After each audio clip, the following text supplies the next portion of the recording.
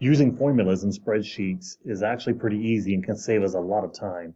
So I have a list of numbers here, and I'm going to show you how we can use formulas. So let's say I have this list of numbers, and I want to find the absolute value. Well, the absolute value of negative 58 is 58, and I could fill this in manually. But let's say we have 100 of these. We wouldn't want to spend the time to do that. So we can do that with a formula.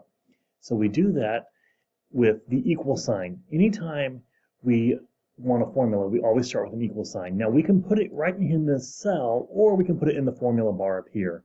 Either way. So I'm going to reference this number, negative 58. Now that is in cell A3, and that's important because I'm going to have to include that in my formula.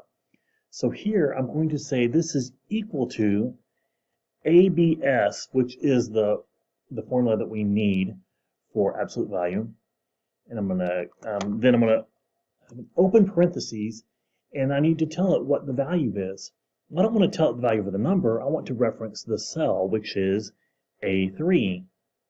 And I can close the parentheses and enter, and notice what it does. It will apply that. Now, Google Sheets will suggest an autofill, but maybe I want to fill the rest of that. And that is true. I could do that, and it would fill that formula all the way down for me.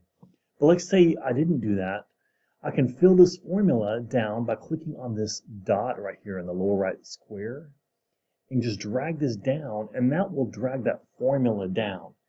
And so now, if I were to change anything in here, it's going to change the formula result here. So that's how we do that. So that was absolute value. Rounding is very similar. Let's say I want to round to the nearest whole number. I can do equal round, and you can see it kind of pops in there, and you can select it or type it in. Open parentheses, and I want to round. I'm going to round this number, which is B3. And then notice I could click on that to do B3 or type it in and enter. And once again, it asks if I want to autofill. I'm not sure. Let's go and autofill that. Well, now maybe I need to multiply this number right here times pi, or 3.14. So I could do that real easily. I could do equal, and I could say, let's say C3 multiplied, which is the asterisk, times 3.14. And that's going to give me this.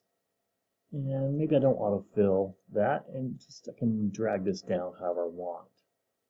And so that's how formulas can help us. So that way, when we have changes right here, then it will always change dynamically. And that's how we use formulas.